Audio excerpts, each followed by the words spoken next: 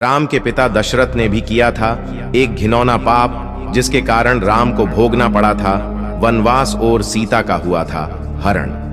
दोस्तों, हम सभी ने रामायण अपनी जिंदगी में एक ना एक बार जरूर देखी होगी, लेकिन हम में से कई लोग यही सोचते होंगे कि राम के वनवास का असली कारण क्या है। तो आज की इस वीडियो हम आपको बनाएंगे दशरथ से जुड़े वो पाप जो कि राम और सीता के वनवास का कारण बने। लेकिन उससे पहले अगर आप भी मेरी तरह प्रभु श्री राम के सच्चे भक्त हैं तो वीडियो को लाइक करें और चैनल को सब्सक्राइब करें। दोस्तों, राजा दशरथ के राज्य कौशल की राजधानी अयोध्या थी। वाल्मीकि रामायण के 5वें सर्ग में अयोध्यापुरी का वर्णन विस्तार से किया गया है। सरयू नदी के तट पर बसे इस नगर की रामायण अनुसार विवस्वान सूर्य के पुत्र वैवस्वत मनु महाराज द्वारा स्थापना की गई थी। दोस्तों, राजा दशरथ की 3 रानियां थीं, कौशल्या, सुमित्रा और कैकेयी। कौशल नरेश सुकौशल महाराज की पुत्री कौशल्या, कैकेय नरेश अश्वपति सम्राट की पुत्री कैकेयी और काशी नरेश की पुत्री सुमित्रा, यह 3 रानियां दशरथ की पत्नियां थीं। दोस्तों, राजा दशरथ की 2 पुत्रियां थीं, शांता और कुकबी। कुकबी के बारे में ज्यादा उल्लेख नहीं मिलता, लेकिन शांता राजा दशरथ और कौशल्या की पुत्री थी। लेकिन पैदा होने के कुछ वर्षों बाद कुछ कारणों से राजा दशरथ ने शांता को अंगदेश के राजा रोमपद को दे दिया था। भगवान राम की बड़ी बहन का पालन पोषण राजा रोमपद और उनकी पत्नी वर्षिणी ने किया, जो महारानी कौशल्या की बहन अर्थात राम की मौसी थीं। दशरथ के 4 पुत्र हुए, राम, भरत, लक्ष्मण तथा शत्रुघ्न हैं। राम की माता का नाम कौशल्या, लक्ष्मण और शत्रुघ्न की माता का नाम सुमित्रा और भरत की माता का नाम कैकेयी था। लक्ष्मण की पत्नी का नाम उर्मिला, शत्रुघ्न की पत्नी का नाम श्रुतकीर्ति और भरत की पत्नी का नाम मांडवी था। सीता और उर्मिला राजा जनक की पुत्रियां थीं और मांडवी और श्रुतकीर्ति कुशध्वज की पुत्रियां थीं। दोस्तों, वशिष्ठ के कहने पर राजा दशरथ ने पुत्रेष्टि यज्ञ के बारे में सोचा। दशरथ के मंत्री सुमंत की सलाह पर पुत्र का मेष्ठि यज्ञ में महान ऋषियों को बुलाया गया। इस यज्ञ में दशरथ ने रिंग ऋषि को भी बुलाया। रिंग ऋषि एक पुण्य आत्मा थे तथा जहां वे पांव रखते थे वहां यश होता था। सुमंत ने रिंग को मुख्य रत्विक बनने के लिए कहा। दशरथ ने आयोजन करने का आदेश दिया।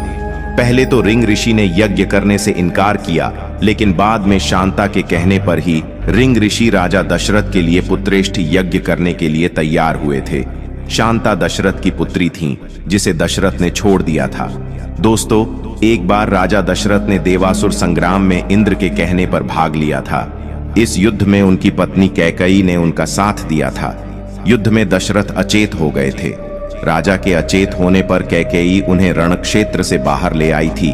अतः प्रसन्न होकर दशरथ ने 2 वरदान देने का वादा किया था। तब कैकेयी ने कहा था कि वक्त आने पर मांगूगी। दोस्तों, कहते हैं कि राजा दशरथ ने शनि स्त्रोत को रचा था। जो भी जातक शनि ग्रह, शनि साढ़े साती, शनि ढैया या शनि की महादशा से पीड़ित हैं, उन्हें दशरथ कृत शनि स्तोत्र का नियमित पाठ करना चाहिए। इस पाठ को नियमित करने से भगवान शनि प्रसन्न होते हैं तथा जीवन की समस्त परेशानियों से मुक्ति दिलाकर जीवन को मंगलमय बनाते हैं। अब बात करते हैं दशरथ द्वारा किया गया पहले पाप के बारे में। दोस्तों, श्रवण के माता पिता अंधे थे। एक दिन श्रवण के माता पिता ने कहा, हमारी उम्र हो गई, अब हम भगवान के भजन के लिए तीर्थ यात्रा पर जाना चाहते हैं बेटा। शायद भगवान के चरणों में हमें शांति मिले। श्रवण सोच में पड़ गया। फिर श्रवण ने 2 बड़ी बड़ी टोकरियां ली। उसमें माता पिता को बिठाकर वो तीर्थ यात्रा कराने चल पड़ा। एक दोपहर श्रवण और उसके माता पिता अयोध्या के पास एक जंगल में विश्राम कर रहे थे। मां को प्यास लगी। श्रवण कमंडल लेकर पानी लाने चला गया। अयोध्या के राजा दशरथ जंगल में शिकार खेलने आए हुए थे। श्रवण ने जल भरने के लिए कमंडल को पानी में डुबोया।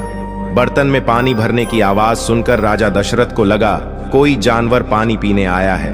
राजा दशरथ ने आवाज के आधार पर तीर मारा। तीर सीधा श्रवण के सीने में जा लगा।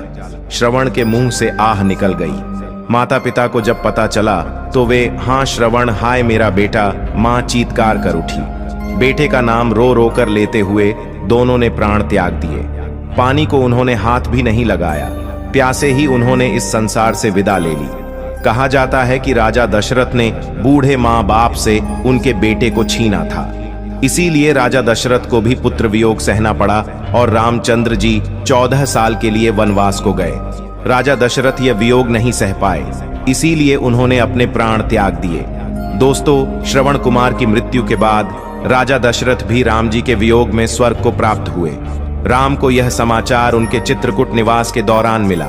राजा भरत उन्हें लेने को गए, लेकिन राम ने यह कहकर आने से इनकार कर दिया कि पिता को दिया वचन मेरे लिए महत्वपूर्ण है। दोस्तों, भगवान राम ने नहीं, सीता मां ने इस एक वजह के चलते राजा दशरथ का पिंडदान किया था। हिंदू मान्यताओं के अनुसार जब भी किसी शख्स की मौत होती है तो उसका पिंडदान करने का हक उसके बेटे को दिया जाता है, लेकिन भगवान राम ने ऐसा नहीं किया था। उन्होंने अपने पिता दशरथ का पिंडदान नहीं किया था, बल्कि सीता ने किया था। ऐसा कहा जाता है कि गया में श्राद्ध करने से पितरों की आत्मा को मुक्ति मिल जाती है। पितरों के तर्पण के लिए प्रसिद्ध मुक्तिधाम मंदिर गया में स्थित है और यह वही जगह है जहां पर माता सीता ने भगवान राम के पिता और अपने ससुर राजा दशरथ का पिंडदान किया था। ऐसा माना जाता है कि इस जगह पर पिंडदान करने से पितरों की आत्मा की शांति के साथ साथ स्वयं पितरों के ऋण से भी मुक्त होते हैं। माता सीता ने राजा दशरथ का पिंडदान किया था, उसके पीछे एक वजह थी। वनवास के दौरान भगवान राम, लक्ष्मण और सीता सहित पितृपक्ष के दौरान श्राद्ध करने के लिए गया धाम पहुंचे थे। श्राद्ध के लिए जरूरी चीजें जुटाने के लिए भगवान राम और लक्ष्मण नगर की ओर चले गए थे। उसी दौरान माता सीता ने दशरथ का पिंडदान गया में किया था।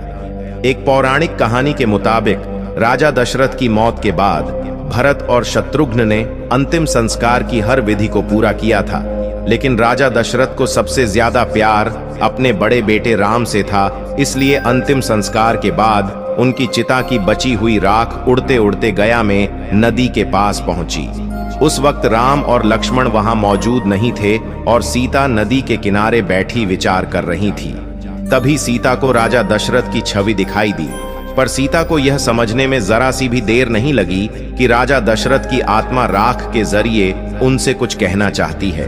राजा ने सीता से अपने पास समय कम होने की बात कहते हुए अपने पिंडदान करने की विनती की।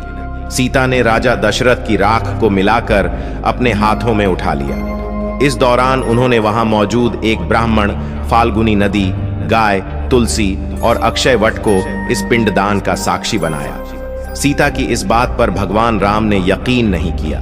इसके बाद भगवान राम को गुस्से में देखकर ब्राह्मण, फाल्गुनी नदी, गाय और तुलसी ने झूठ बोलते हुए ऐसी किसी भी बात से इनकार कर दिया, जबकि अक्षय वट ने सच बोलते हुए सीता का साथ दिया। ऐसे में सीता मां ने गुस्से में आकर चारों जीवों को श्राप दे दिया, जबकि अक्षय वट को वरदान देते हुए कहा कि तुम हमेशा पूजनीय रहोगे और जो लोग भी पिंडदान करने के लिए गया आएंगे उनकी पूजा अक्षय वट की पूजा करने के बाद ही सफल होगी। श्राद्ध के दिनों में कई हजारों लोग यहाँ पूजा करने के लिए आते हैं। ऐसा कहा जाता है कि गया में पितरों का श्राद्ध करने से उनकी आत्मा को मोक्ष की प्राप्ति होती है। दोस्तों, वनवास का एक कारण और भी था। एक बार अयोध्या के राजा दशरथ एक बार भ्रमण करते हुए वन की ओर निकले, वहां उनका सामना बाली से हो गया। राजा दशरथ की किसी बात से नाराज होकर बाली ने उन्हें युद्ध के लिए चुनौती दी। राजा दशरथ की तीनों रानियों में से कैकेयी अस्त्र शस्त्र एवं रथ चालन में पारंगत थी, अतः अक्सर राजा दशरथ जब कभी कहीं भ्रमण के लिए जाते तो कैकेयी को भी अपने साथ ले जाते थे, इसलिए कई बार वह युद्ध में राजा दशरथ के साथ होती थी। जब बाली एवं राजा दशरथ के मध्य भयंकर युद्ध चल रहा था, उस समय संयोगवश रानी कैकेयी भी उनके साथ थी। युद्ध में बाली राजा दशरथ पर भारी पड़ने लगा, वह इसीलिए क्योंकि बाली को यह वरदान प्राप्त था कि उसकी दृष्टि यदि किसी पर भी पड़ जाए तो उसकी आधी शक्ति बाली को प्राप्त हो जाती थी। अतः यह तो निश्चित था कि उन दोनों के युद्ध में हार राजा दशरथ की ही होगी। राजा दशरथ के युद्ध हारने पर बाली ने उनके सामने एक शर्त रखी कि या तो वे अपनी पत्नी कैकेयी को वहां छोड़ जाएं या रघुकुल की शान अपना मुकुट यहां पर छोड़ जाए। तब राजा दशरथ को अपना मुकुट वहां छोड़ रानी कैकेयी के साथ वापस अयोध्या लौटना पड़ा। रानी कैकेयी को यह बात बहुत दुखी कर गई। आखिर एक स्त्री अपने पति के अपमान को अपने सामने कैसे सह सकती थी। यह बात उन्हें हर पल कांटे की तरह चुभने लगी कि उनके कारण राजा दशरथ को अपना मुकुट छोड़ना पड़ा। वह राज मुकुट की वापसी की चिंता में रहती थीं। जब श्री राम जी के राज तिलक का समय आया, तब दशरथ जी कैकेयी को मुकुट को लेकर चर्चा हुई। यह बात तो केवल यही दोनों जानते थे। कैकेयी ने रघुकुल की आन को वापस लाने के लिए श्री राम के वनवास का कलंक अपने ऊपर ले लिया और श्री राम को वन भिजवाया। उन्होंने श्री राम से कहा भी था कि बाली से मुकुट वापस लेकर आना है। श्री राम जी ने जब बाली को मारकर गिरा दिया, उसके बाद उनका बाली के साथ संवाद होने लगा। प्रभु ने अपना परिचय देकर बाली से अपने कुल के शान मुकुट के बारे में पूछा था। तब बाली ने बताया, रावण को मैंने बंदी बनाया था। जब वह भागा तो साथ में छल से वह मुकुट भी लेकर भाग गया। प्रभु मेरे पुत्र को सेवा में ले लें, वह अपने प्राणों की बाजी लगाकर आपका मुकुट लेकर आएगा। तो दोस्तों, इन सभी घटनाक्रम के चलते राम को वनवास जाना पड़ा था। तो इसी के साथ धन्यवाद दोस्तों।